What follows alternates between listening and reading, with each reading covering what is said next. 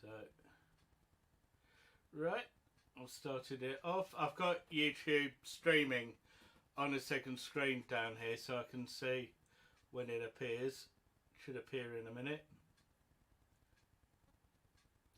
Yep, and we're live. So, great.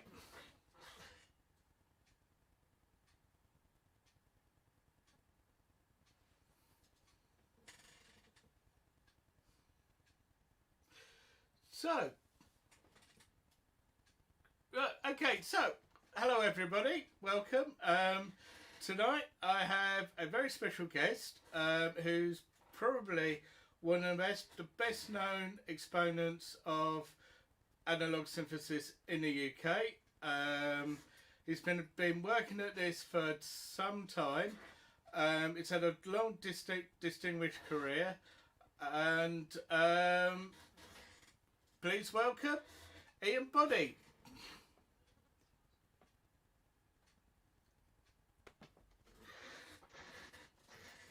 Great. So you can't hear an echo, can you, by any chance?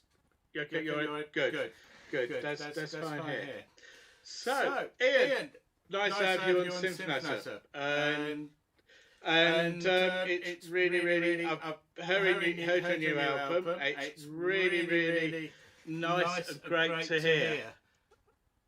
And how? Tell us about this album, because it's quite a distinct album. It's got a lovely sound well to it. Sometimes it sorry, I've got an echo on my head now. It's got a nice just hold a bit. That's better. It's got this lovely sound well to it. It largely reminds me to a certain extent of classic periods of Jean-Michel Jarre and Tangerine Dream and what you'd expect from analog synthesis, but it's distinctly you.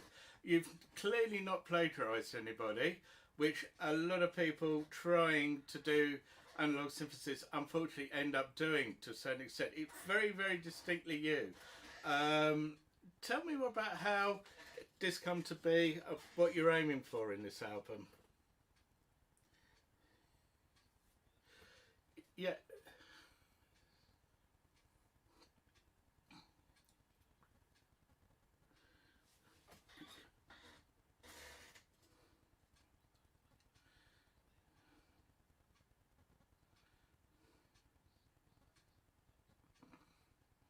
Yeah. Yeah. Me too.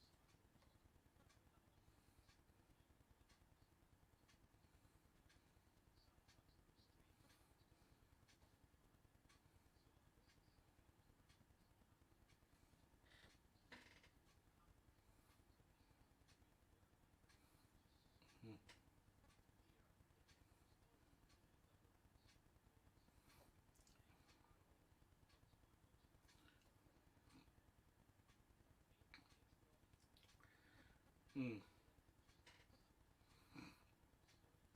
Mm-hmm.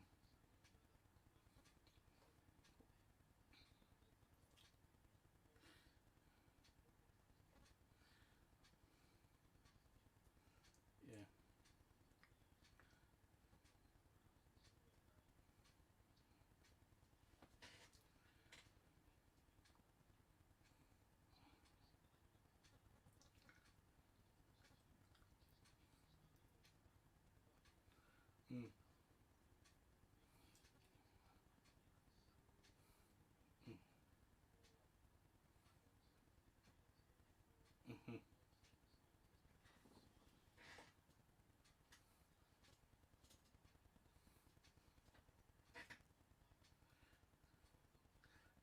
Yeah. Yeah.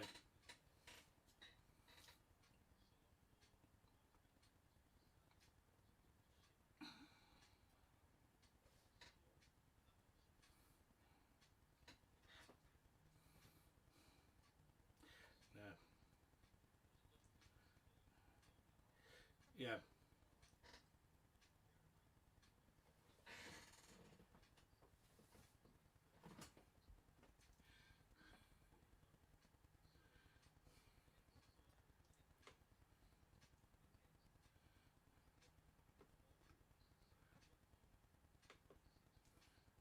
Yeah.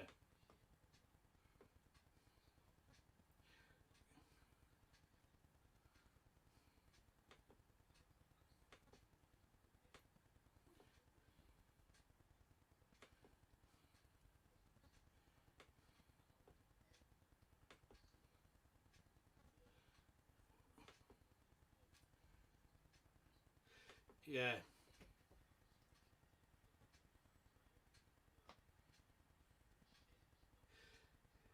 Yeah. Yeah. Yeah. That makes it a really, really powerful thing, because that comes right way through the entire album, and there's something about that that feel to it, because you've managed to get all the variations um, across in that sound world, as it were, and which gives it this lovely sense of continuity throughout. There's too many albums where people end up doing this thing whereby they kind of forget to get everything together. So you get these tracks that don't relate to each other, that have completely different sound worlds to them, and they don't actually connect. So you get this lovely sense of, this is a complete proper album. In the old school, yeah.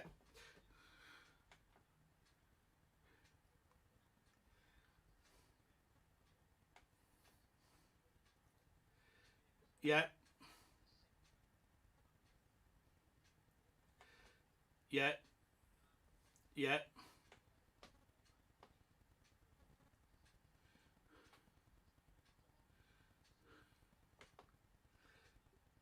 Yeah. Somber, quietish track, and then of course the title track brings it up again. So it gives these things a shape. So I'm not only thinking of the composition of each track, I'm actually thinking of the composition of the album and how it's all going to flow. Yeah. Yeah, because it's quite important to almost it comes to the point of almost thinking in terms of concept albums, but actually having an overall structure to the whole thing rather than as a collection of tracks. And it then doesn't sound like a compilation. It then sounds like a real, um, a real intended project. Mm. And that's one of the things I really like about it, because, Your voice, as I your say, I've your had a variety of albums recently that unfortunately sound like they've been a compilation of one thing or another.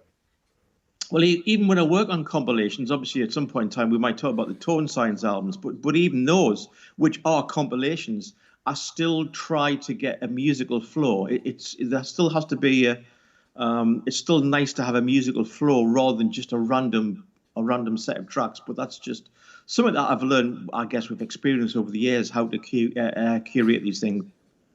Yeah, it's certainly something that people need to really think about. But it's almost like somebody else said, that in the days of vinyl, when it was much more hassle to actually select tracks on a vinyl disc rather than just let it play, producers would think in terms of a playlist, and so they would actually select the tracks and the shape of the tracks to actually go nicely on a playlist, and the play order became really the focus of a lot of concentration.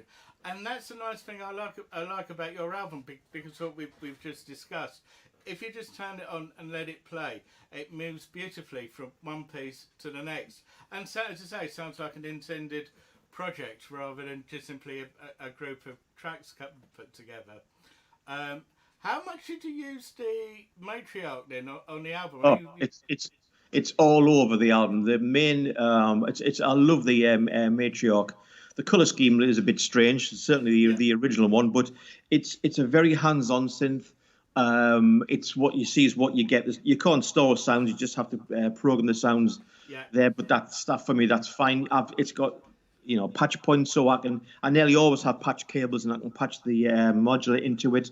But I did so it's the main arpeggios on the first track. Body Love, which is a bit of an in-joke. Perhaps you might get that one. I do get that. I do. Yeah, that beautiful sequence of sound on there is the matriarch going through my surge, and I'm taking it through. I think it's the triple wave shaper, which just add these extra harmonics. Yeah. It's such a gorgeous sequence of sound. It's used on the last two tracks on the second side, so it's used a lot. It's used a lot. I must admit, I've budgeted to have a grandmother in my studio, which is one of the things I'm actually looking forward to having in my studio for those reasons. You've gone the whole hog and got a flagship one. The paraphonic mode is very interesting. If you listen closely, the end of the first track, the chord sequence, I actually play the chords on the Moog, and I've got it in paraphonic mode, so I'm playing 4-note chords, and it kind of randomly changes the notes, so that it's kind of like each of the 4 oscillators has a slightly different sound, and it doesn't always trigger all the notes, so it kind of thins the chord down, and there's a slight kind of you can't always get it to sound the same twice, so it doesn't sound quite the same as if I just played a soft synth playing chords. It has this lovely, soft, warm kind of sound, and it's almost just kind of floats. And that had so that paraphonic mode I use a lot, and at several points I think Body Love and Axiom have these big chords at the beginning, and that's a combination of some Omnisphere and also the Moog matriarch, me playing these chords. So the way the keys trigger have an inexactness about them, but I actually quite like that. Yeah, that's really comes across. What's it actually like?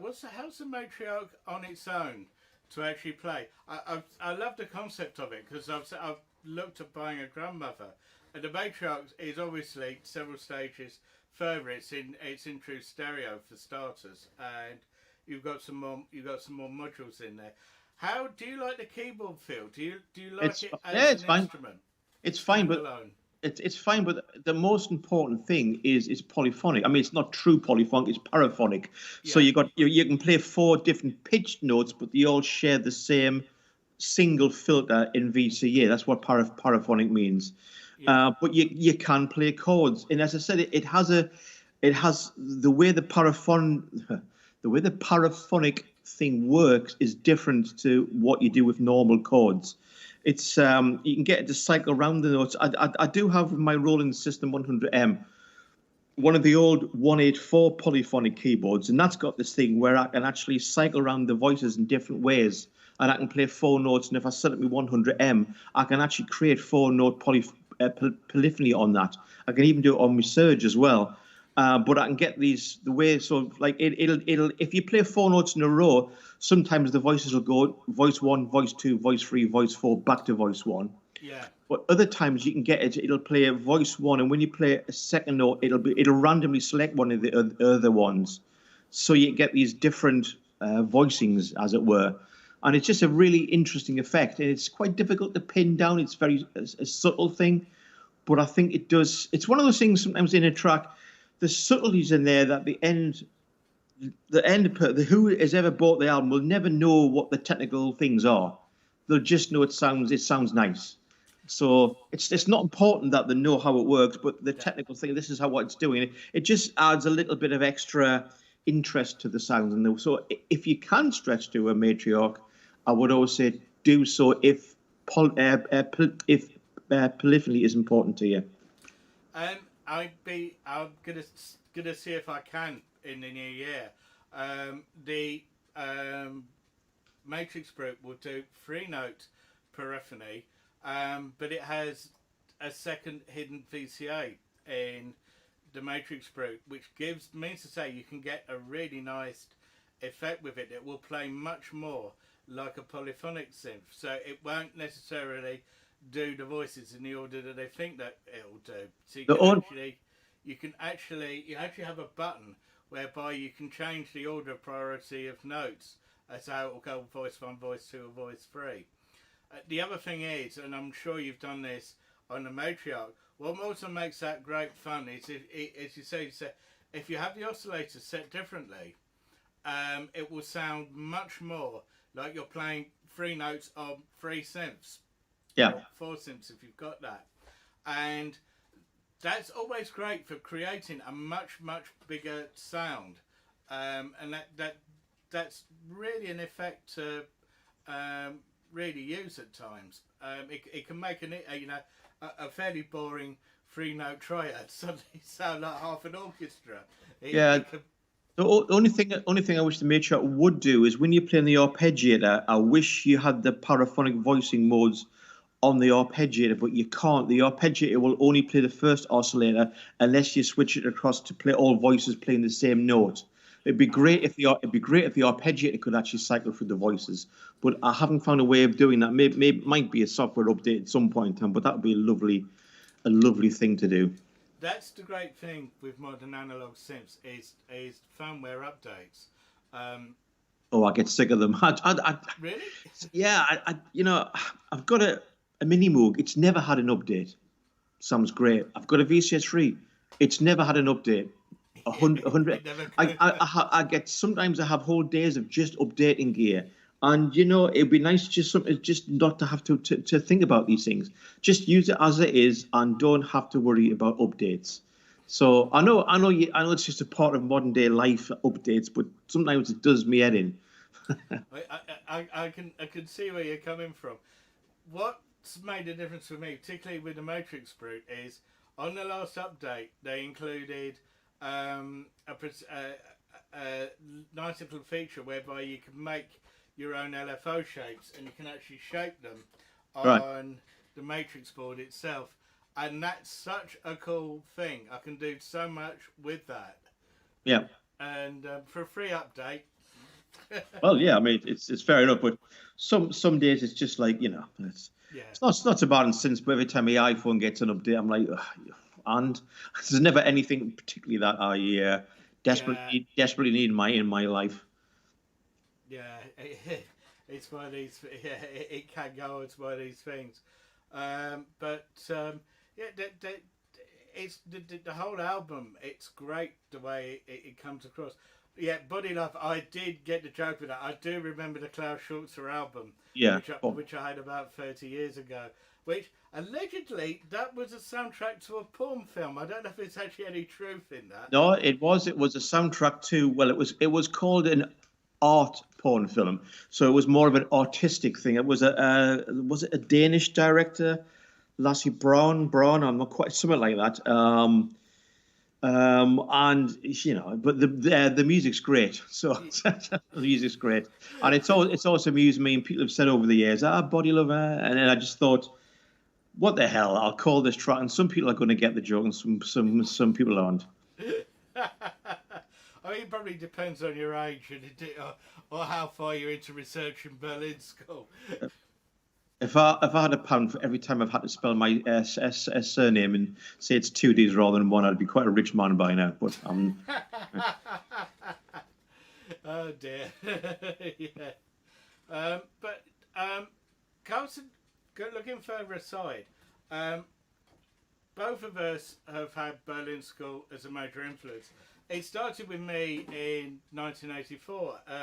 I went to visit a friend of mine, and he played me Poland by Tangerine Dream, which is probably their last great album from my personal point of view. and it knocked me over. From that stage up, from there on, I found this lovely little record shop, long since gone in Southend-on-Sea, where I lived, and he used to stock lots and lots of imported, where you would term as krautrock, and he would have lots and lots of stuff by Can, Faust, the obvious krautrockers, but there'd also be lots and lots of Klaus Schulze, lots of older Tangerine Dream albums, and then he would have all sorts of lesser known people. Robert Schroeder, who appeared in the 80s. I believe he's still going. I think he's still. Yes, I've actually got I think it's called Floating World. Is it? I've actually got that on vinyl. I got an original pressing of that. You see, I came a bit sooner than that. I guess I got into Tangerine Dream mid-70s. I think, if memory serves me right, I was probably about 16, and Phaedra had just come out, and the Mysterious Semblance at the Strand of Nightmares was played on Radio 1 on a Saturday afternoon about 4 o'clock. Can you even believe that such a track would be played then? It was the Alan F. Freeman show, and he played that on a major Radio 1, biggest commercial station there is in those days, on Saturday afternoon. And I remember I heard this, and it was like nothing I had ever heard. It didn't even sound like human beings had made this. It sounded like it had been beamed in from another planet. There was that in it. Almost at the same time, I heard the last 10 minutes of Varnfried by Klaus Schulze off the Time Wind album. I heard that on a little a local radio station, like 1 o'clock in 1 a.m. after the news. And he didn't actually say what the track was. And I think it's the only time I've ever phoned a radio station to find out what it was, and instantly went into the local record store the next day and stood in one of these booths while other people were listening to pop records. I had Time Wind playing. So it was like the mid-70s. So for me, the Phaedra and those kind of albums are the pinnacle of what I thought they did, because it was they were really doing stuff that no one had ever done before. Yeah, they really seriously were. I think for me, from that period, Rubicon is the album for me. Rubicon is gorgeous. You can't get away from that. There's no way you can get away from that whopping big Moog bass riff. There's not been anything like it. Well, there's been lots and lots and lots of people try to do it, but it's one of those things. There's no point. I always go on about this. There's no point in trying to exactly reproduce any thing in time, because it's every day is different. It's how those guys were at that time in 1973 or 74 when Rubicon was done. Was it 75? I can't remember. 35. And you'll never get that mindset. You'll never be able to reproduce. Even the guys at the band could never reproduce it. Not exactly. You can get kind of close to it, but what's the point? And yes, the second track does have a stonking big Berlin School sequencer line on it, but it does different things. It doesn't sound like Rubicon at all. But it does reference it. I think there's no point. It's okay to reference something, but for me, I've never seen the point in slavishly trying to reproduce something that's already been done. That artistically, for me, isn't something that I find interesting. I think that's also the problem I've got with a lot of the synthwave stuff, that there's too much of an attempt to actually recreate the 80s, which, you and I having both lived through the 80s, we kind of think, well, you kind of can't do it. Because wasn't that good? Times have changed, the key has changed, and would you want to do it? Really? Would you really want to be there? I can't remember the 1980s being that great, to be honest. I prefer the music from the 1970s, but that's just me. But yeah, the whole nostalgia thing, it's almost like some of my really early stuff from the beginning of the 80s has finally got into fashion after 40 years. I know. I know. When I first started wanting to do this stuff in '86, most people were completely shocked or bewildered and couldn't see the point. Nowadays, of course, it's quite acceptable, and I'm glad to say that things like Synthfest now happen when COVID's not around, and it's great to see so much good gear there and so many enthusiasts and participants. I didn't think it'd happen quite like it. I think the whole modular thing has really taken off, and certainly Synthfest is a great event. I've been to all. I skipped the second one, unfortunately. It wasn't the second one I skipped, but there was circumstances I couldn't avoid, shall we say? But I've been to all the other ones, so I missed it this year, and it's a great event. You meet people, and there is lots and lots of gear. I'm not sure if everyone who is interested in the gear and buys the gear perhaps actually get round to actually producing pieces of music. They don't actually make pieces of music. There seems to be a bit of a collector's thing going on with some people, which is fair enough. Yeah. But there's certainly a lot of gear, almost too much in a way. Sometimes you have to put your blinkers on and concentrate on a subset of what you've got. Otherwise, you'll not get anything done. Yeah. I always think it's also one of these events you go to where you put your credit card under lock and key. And if you're not careful, you'll end up spending a lot of money. There is that, of course, yes. Slippery slope. I'm always interested in what the smaller companies are doing. There's always lots of little 2-3 man companies doing something really interesting and really original. And it's those sort of stands that really fascinate me. I think, this is interesting. What are you going to do with it? And how can this develop? Some of the things in the modern modular format are astonishing. It's things I would never have dreamed of before. You've got this kind of 2-level thing now. I mean, I work on something like my Roland System 100M, which I've got 3 racks of that. And some of that I actually bought in 1982. I've actually still got the original 5 module rack. And that's it's really quite straightforward. It's just filters and oscillators and VCAs and envelopes and LFOs, and you patch it in a subtractive synthesis way, and it does its thing. Some of the modules you can get now, they're almost computers. Once LCD screens start going on there, and I do have a few modules which do have that, but it becomes a lot more complicated. Something like the Roland 100M, I can learn that in a minute. It just is what it is. You don't really have to sort of spend that much time. I know what it's going to do.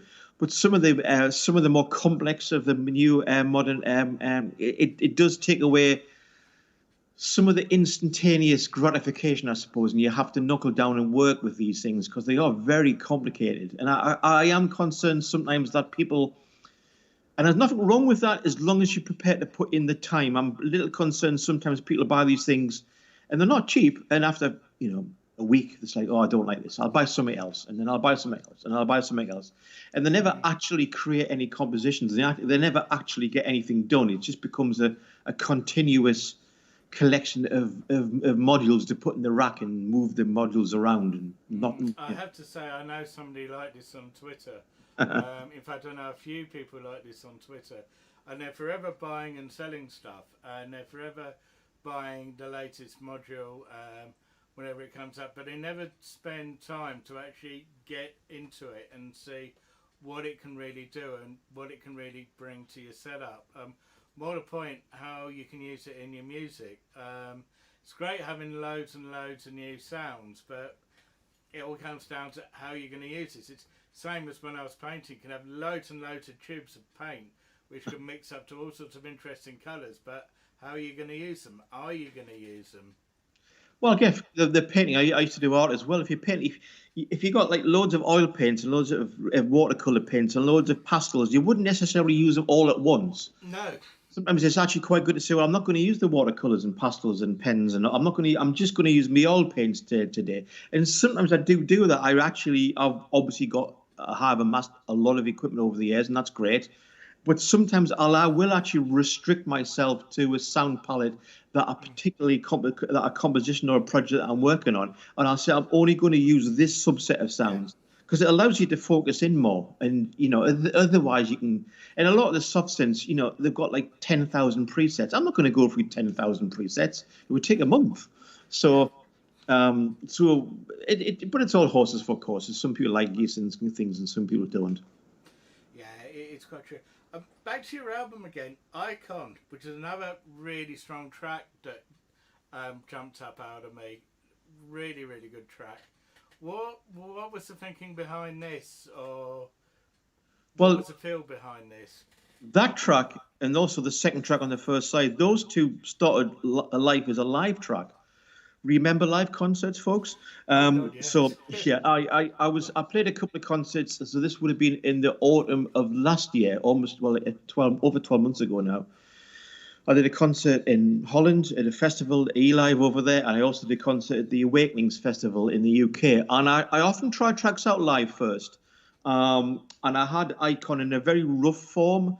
It's based around this really simple descending sequence of notes, which has a very plaintive feel to it. I think it goes from C to B to A, then back up to the B, then down to the A, then down to the G, then back up to the C. This rotating six note sequence of notes, which has a yearning kind of quality to it. And I put that over a pounding bass line, really throbbing bass, and then I wrote this other sequence sound over the top of that in a higher register, and I had I think it was Braids was playing that, and I had one of the patches where I could manipulate the sound live and really destroy it, really rip the sound if I wanted to. So it kind of was started like that. There's this bass line, this higher sound on Braids, and these notes. And I played it a couple of times. It was different in each performance.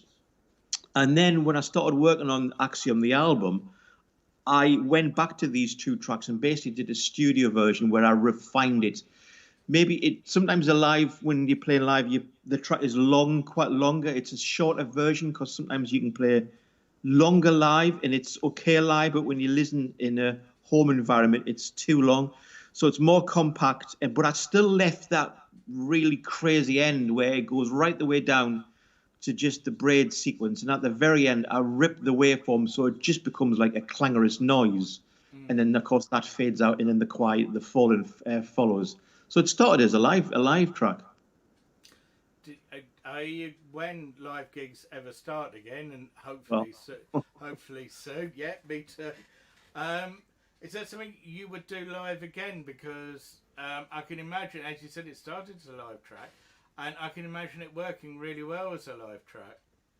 It's a powerful track to play live. I can't play it with the sophistication I have on the album because there's layers and layers of sound. I brought my French connection, which does the Ons Martineau kind of sound. I brought that on some things. The Voyager is playing along with the lead line. The sample strings. There's a whole load of stuff there. So I could do a version of that. I mean, certainly depends on the kind of gig. If it's a sit-down gig where people are expecting me to play tracks from the album, I will do versions of it. I've been experimenting with putting I use Ableton Live as my DAW. Yeah. I've been experimenting. I've got the Hermod sequencer, which can store quite a lot of things. I've been putting the sequence lines from the arpeggios, say on Omicron, into that. So rather than just having a backing track, I can play the sequencer arpeggios live with the modular. Then I can interact with the sound. But I usually do different versions of the live of the album tracks. I usually try to do different versions rather than slavishly try to copy what's on the album. Because again, what's the point? You might as well just, Yeah, that's always been my fault.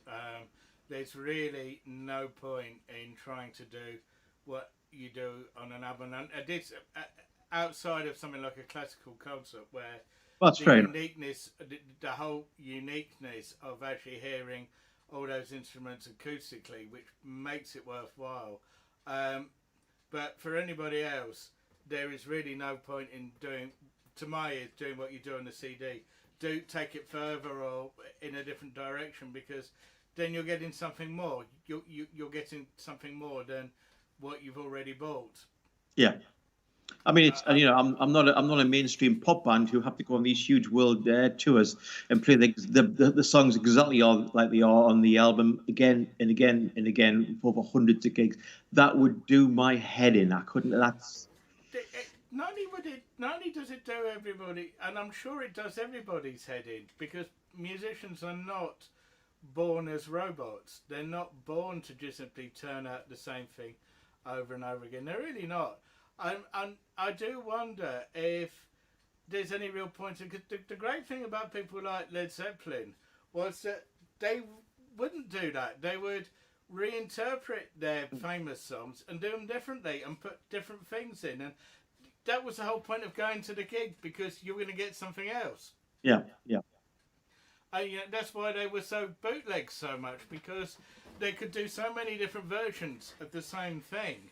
Then it really became an event to come and see, because you wouldn't get that anywhere else. You wouldn't be able to go into the record shop and just say, well, I'll buy a copy of it and I don't need to see them. Yeah. That's really what life is about in the moment. I think a lot of the mainstream live acts are so stage managed away. It's all in sync. Everything's in sync with the visuals, the dancers.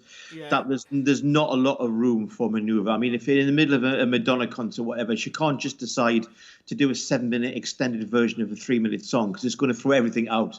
So that's, and of course, and those the kind of audience who go to that want to hear, they want to hear the songs. So that's fair enough. It's a different kind of vibe. I'm not doing that, and I don't do that many gigs. I think I had 7 gigs planned for this year, all of which got cancelled, unfortunately, for obvious. So it's I don't do that many gigs, and I do different kinds of gigs. Sometimes I do a seated gig where people kind of want me to play more structured melodic stuff. Sometimes I do strange little. I was going to do a concert this year, for example, in a dark tunnel, where people were like literally sitting in the dark. So that would have been a much more experimental thing. So it's nice to sort of mix things up. Yeah, planetariums in the 70s was a great thing to do, and I heard you on the Cass Williams show talking about playing in planetariums. They're cool, but the acoustics are a nightmare. You get this terrible slapback. I mean, really do get a slapback from the back dome to you. The audience can't hear this, but you can, and it's never in. It'd be great if it was in time, but it always kind of puts you off, and the bass is quite strange. But they are cool, of course. They are cool. We had a small one in Southend back in the 80s, and the only time I played in the planetarium was in this one, and it was tiny. It was about about twice the size of my studio, and my studio in here is small. That's how you could get about 20 people in there max, and there was me and there with my MS-20, and I had a Hohner string ensemble and a few other things. That's cool. The thing with it, there was me trying to be Klaus Schulze or trying to be Tangerine Dream in the 1970s. What got me is I couldn't see a bloody thing what I was doing, because in those days there weren't the little lights available, the little LED lights where you could spotlight things. If I turned any sort of reasonable light on, it would ruin the display. So it would really had to be lights out. And it was a nightmare. I managed to just about pull it off, but it was like, it's knobs over here somewhere. How does Stevie Wonder do this? Here's a story for the Jodrell Bank Planetarium, the famous Jodrell Bank Planetarium. Well, the Jodrell Bank's the big radio telescope in Cheshire. I think the planetarium isn't there now. But I did 2 or 3 concerts in there. In one concert, I was just me, and I played this set. It was going great.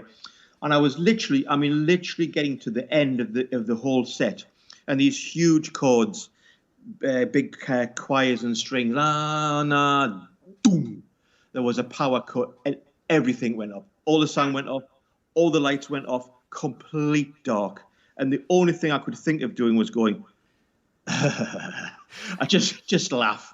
There wasn't anything, and somebody by the main desk had tripped the mains. So all we did was turned everything back on. We apologized to everyone, and I played it again, but I played it differently the second time.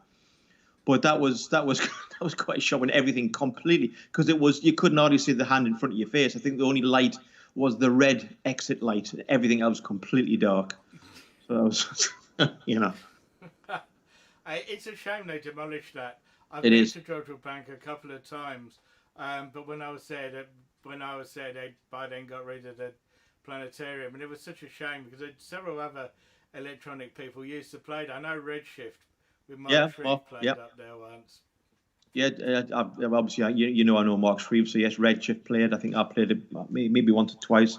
Yeah. Once to Marcus Wright, RMI, I'm sure, Air Sculpture, all these guys played. That was a really good gig to play. But yeah, it's gone now, unfortunately. Yeah. There's a new one, or a newish one, at the at Greenwich, at the observatory there. They put a new one in. They got lottery funding to do this. And it's really quite impressive inside. It's not as big as the old London Planetarium, which really was quite a thing. but it's smaller, but it is really nice in there. And I've often wondered, I'd love to, say, what if we could organise a gig in here at some point?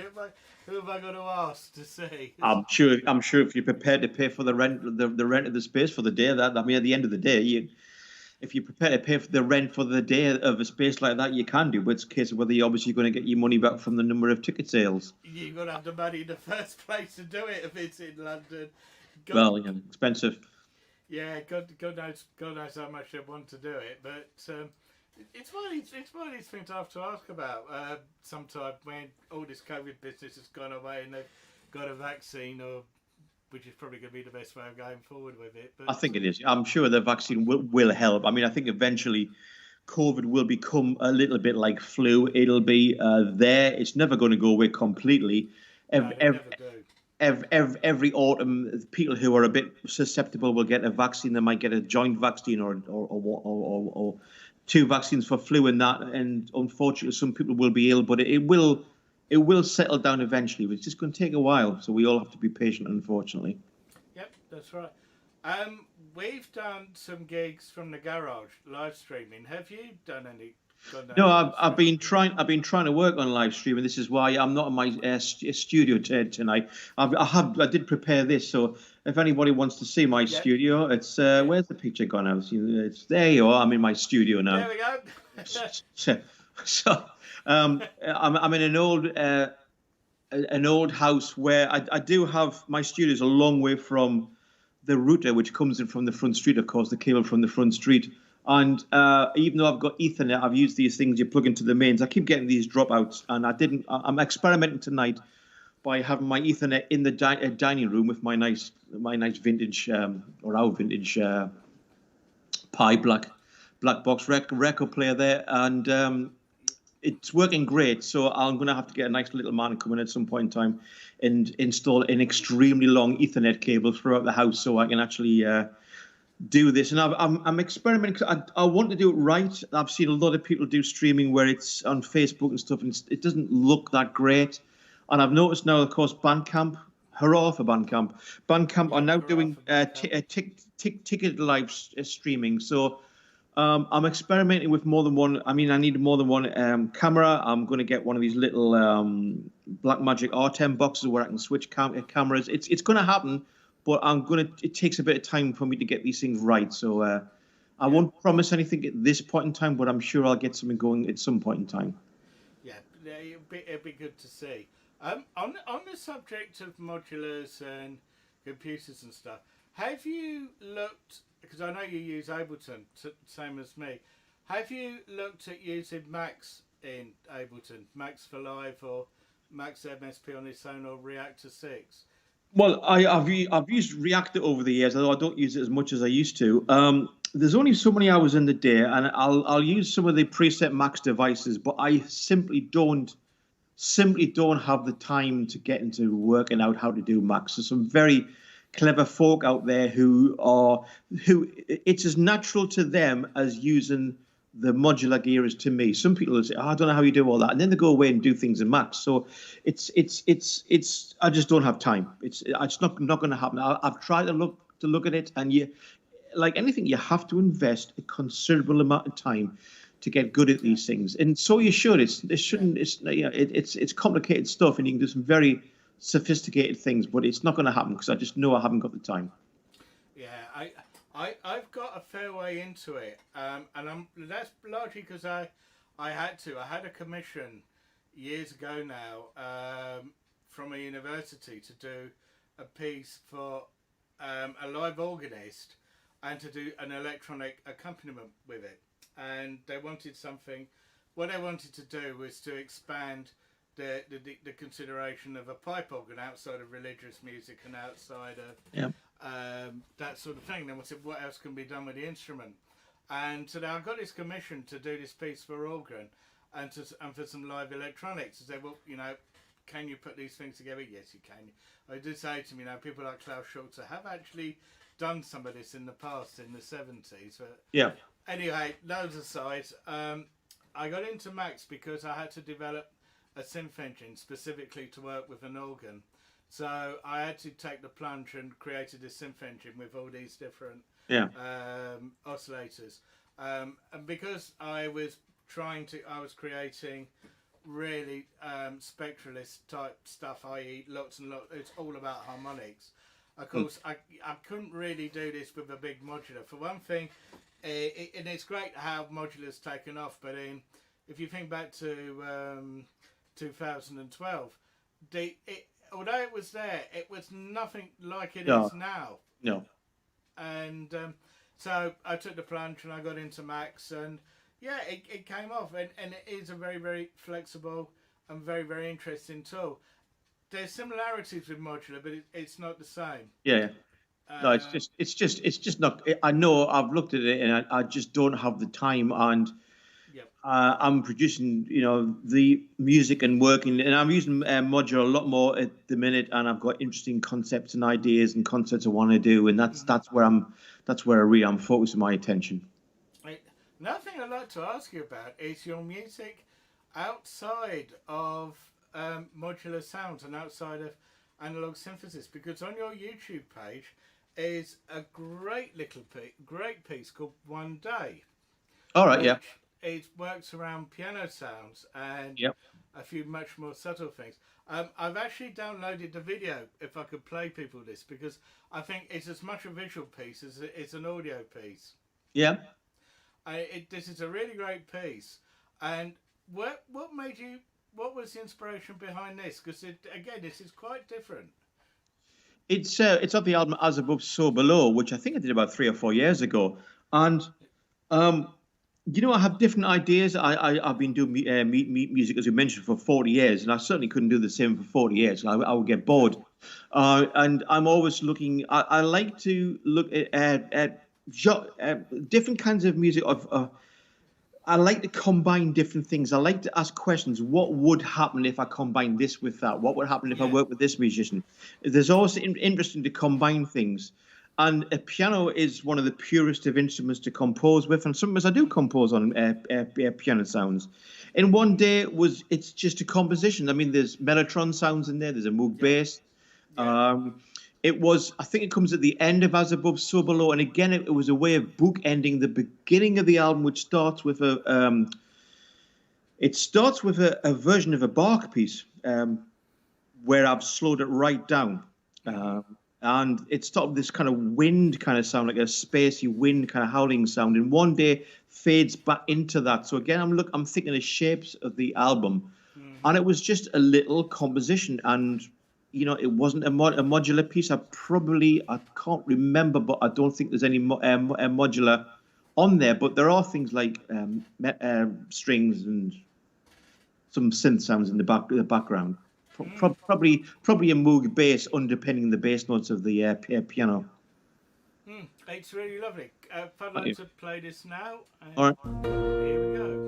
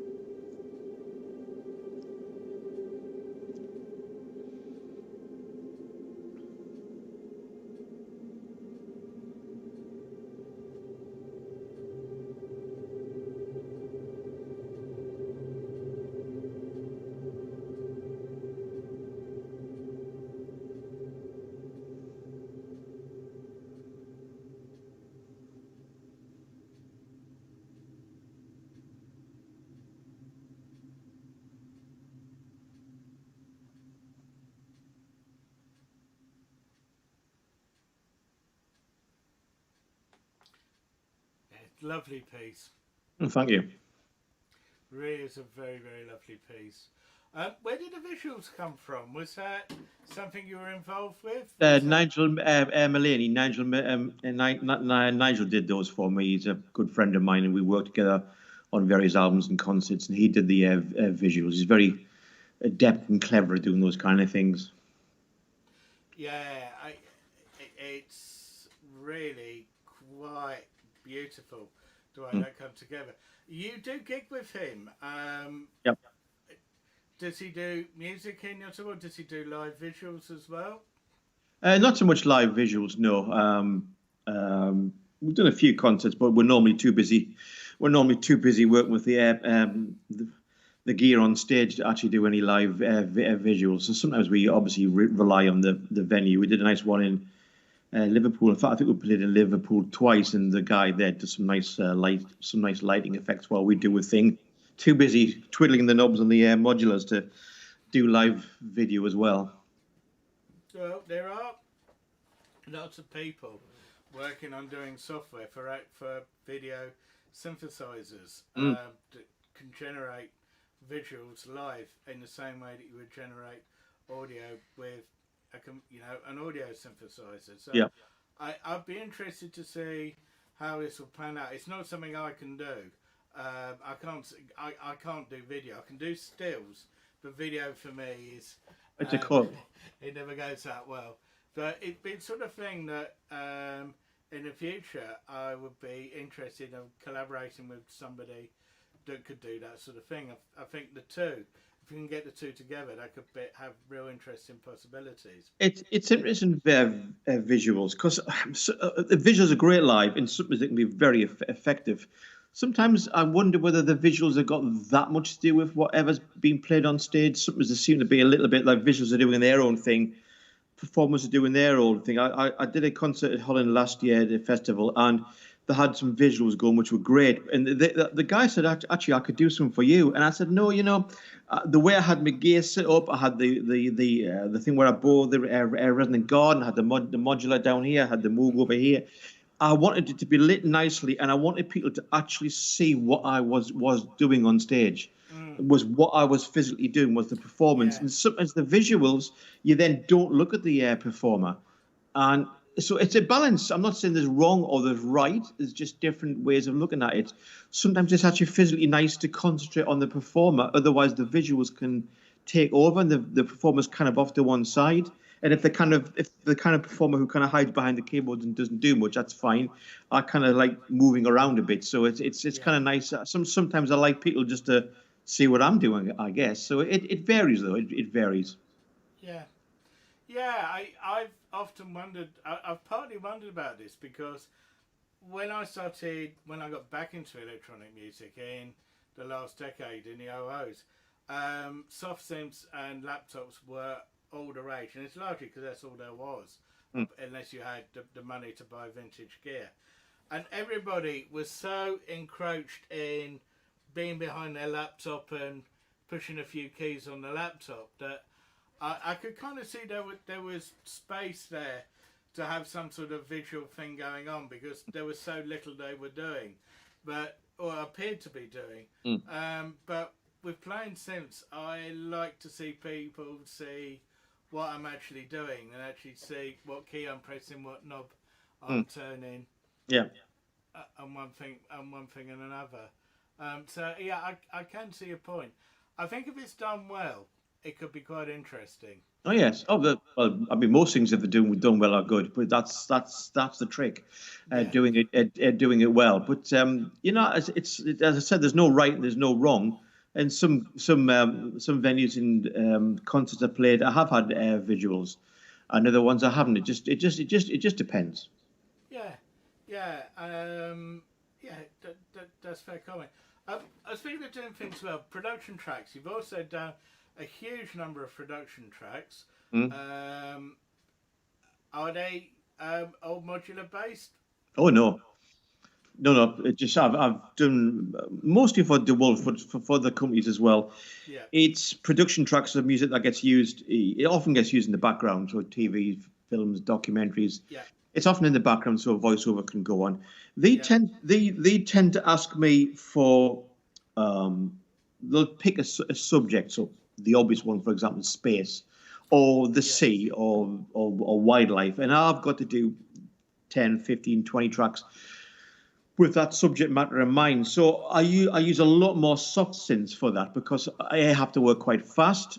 B, I have to be able to reproduce the mix, so at a later date they might want it to be remixed, so I might have to change the length of the track. But I do sometimes sneak the modulars in there, but I don't put them on as though that's something, you know, here's a modular. It just, I'll use a modular if it's the right thing to do for that composition.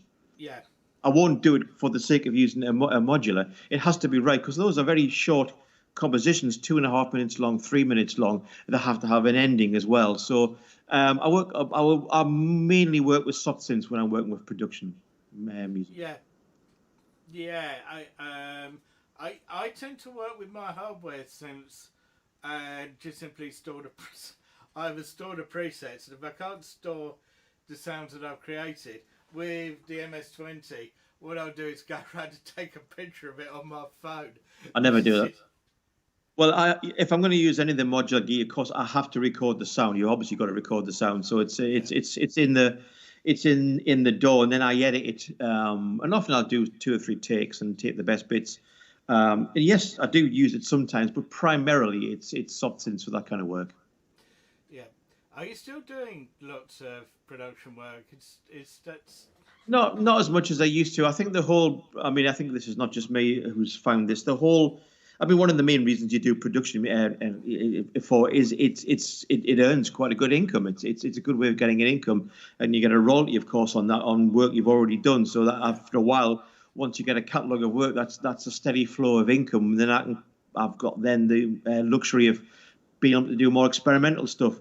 But it seems as though, like a lot of things, the income from that's going down. You seem to have to do more and more and more just to stand still. And it's not, I haven't done one for a year or so now. So I'm not saying I won't do any more, but it's not as much of a priority as it was for me maybe 5 or 10 years ago. Yeah, that's fair. I do. I've recently been doing one with a guy that I've got to know who's an up-and-coming filmmaker, and he got to know me through the internet primarily. And what he's looking to do is to cut lots and lots of adverts and stuff for YouTube. So he's looking at 15, 20 second, half a minute type sort of shots, that which are enough that when you see them on YouTube, you know, you've got the 10 seconds before you can skip ads and that sort of thing. Yeah. And he's working on that sort of thing at the moment. So I've been doing loads and loads of little production tracks that are 15 seconds long.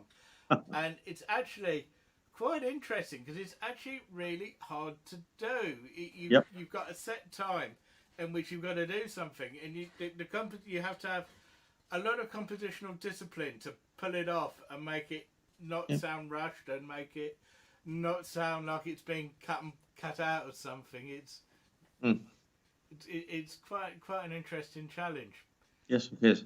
It's a good discipline as well, because I think a lot of people working in electronic music with synths tend to go on too long. Yeah. And that's fine if it's justified and it works. I'm not saying that's a bad thing, but sometimes it's good to just be a bit more succinct and actually get things a bit more into a tighter form. Yeah, there's a certain amount have come through the noise and the drone school that are doing the Elaine Radig thing of having tracks that will go on for 1 hour, 2 hours, 3 hours, and so forth. And much as I like what Elaine Radig has done in the past, it's like, really and truly, she could have said a lot of this stuff in about 20 minutes, 25 minutes. It's maximum. A different. Yeah, possibly, but of course that's a different style and time. Yeah. They're treating time in a different way than a regular short composition does. I'm absolutely fine with long compositions. I don't mind them at all. Again, there's no rules really. There's no right and wrong way to do things. No. I'm just saying it's a good discipline sometimes to actually try to write a track that's only 2 or 3 minutes long. Just try and see how it works for you. You might hate the concept, or you might learn something, but it's all good to try. Yeah, and one could say the same as the reverse, to try writing a really long one and see how that turns out for you as well. Yes, of course. It's very interesting to see how these things go. And you're still obviously using the Surge. How old is your Surge? Because it's from the States. It's the STS, the 4U modules. I got those about 2010, so they're about 10 years old now. When did they actually cease production? It was. I don't think they have. I think you can still buy the STS. I think, as far as I know, you can still buy the STS. I mean, at the time when I bought those, there wasn't any other way, any of the easy way of getting Surge. There were preset panels. I mean, a lot of these now, I think it's Random Source do these. They do both 4U and 3U Surges. There's a lot more routes now where you can buy Surge. But when I got that about 10 years ago, STS in the States were just about the only way of getting Surge. And they're beautiful. I mean, they're all gorgeous things. Yeah, gorgeous. I'm particularly interested later in the ideas of West Coast synthesis. And I've been looking at stuff from Pittsburgh Modular, which I'm thinking of buying into. Buchla would be ideal, but the cost of it's way out of my league. Surge is kind of interesting because it's not absolute. I mean, there's this thing about West Coast and East Coast. Buchla is obviously much more West Coast than Surge. Surge is a little bit of both because there's filters. You can actually create a subtractive synthesis patch on Surge, no problem at all. You've got regular oscillators that you can put them through the filters, which have a sound of their own. I've got VCAs and envelopes. I can create a subtractive patch on Surge. It doesn't have to be a not subtractive patch, but you can do other interesting things as well. And things like the triple wave shapers are more West Coast, where you're taking simple waveforms and you're actually adding harmonics to a sound. And if you then have a CV modulating how that happens, you can effectively reverse engineer what a filter does. You can actually have the harmonics go up and down, but you're actually adding the harmonics rather than taking them away. That's the sort of thing that really interests me. I can do. The Matrix Brute has got some quite nice, interesting features because you've got two complex oscillators and you have wave folding on each of the sounds of the oscillator, and you can mix the waveform. So you've got a knob for ramp, you've got a knob for square, and a knob for triangle, and then you've got wave folders on top of that, which they call metallizers and pulse width and ultra source, but they in effect they're wave folders, which is actually what they're doing. And I can get some great sounds out of that. Because of that, I've kind of got an interest in going quite sort of West Coast. So it's interesting. I have to look and see if we can still get Surge. That's really interesting. That's the STS, but as I said, Random Source over here do it as well. And the other main kind of module on the other main kind of philosophy is something like the the DUSG, the Dual Universal Slope Generator, which has this more atomic approach. So an envelope in a subtractor synth is really an envelope, and that's all it does. But the DUSG can be, I mean, maths can do this kind of thing. It has that kind of vibe. Yeah. It can be an envelope, it can be an oscillator, it can be a filter, it can be an LFO, it can be an envelope air follower, it can be a slew generator, depending on how you patch it up. So it's more of an atomic approach where you have these little a single air module that can do lots of things depending on how you internally patch it up. Whereas generally speaking, not exclusively, generally speaking, in subtractor synthesis, East Coast, a module has one job. Obviously, there's exceptions. And the whole West Coast, East Coast, there's lots of crossover. They're not as separated and defined quite as the 5,000 miles, whatever it is, between the East Coast and West Coast. So it's not that separated, but there is a sort of different philosophy in some ways of how you work with them. Yeah, it's actually quite great. It's one of the great things about the interest in modular, because you can really mix these influences together in your own rig. Yeah. You're not forced into being in either one or the other. You can really make your own sound. Correct. Really make your own ethos of synthesis in many ways. Yeah. And that's really why it's so powerful. And it's great that it's all come on, and there is things like Synthfest and Leeds modular meets and that now, which we've often attended. And it's great how this has all come on. I didn't think it would happen in my lifetime in many ways. Well, maybe as I said, it's all coming after 40 years. It's all coming to fashion for me, so it's great. Yeah, that's great. It just goes to show. Stick around; it'll come round to you. Just goes to show. But it's been lovely having you on the show, Ian. Thank you very much. Forthcoming albums. When's the next one? Are you working on new material? I've got a one that I've done with another musician, another din release, but that won't be. It's going to be on record again. Unfortunately, the vinyl production delays at the minute are 10 to 12 weeks, so it's probably not going to be out until April or May of next year. So I don't want to set the release date until I get a more of an accurate ETA from the pressing plant. So I have another one in the bag, but I don't want to let it out of the bag just yet. Okay, that's fair. It's fine enough. But thank you very much, Ian. It's been lovely to talk to you. I hope to meet up with you in the future, face to face at Synthfest or whatever. I'll be there. I'm sure we will. I'm sure we will. It'd be great to meet up and have a chat. It's been absolutely fun. Thank you very much for being on the show, Ian, and all the best with the new album. And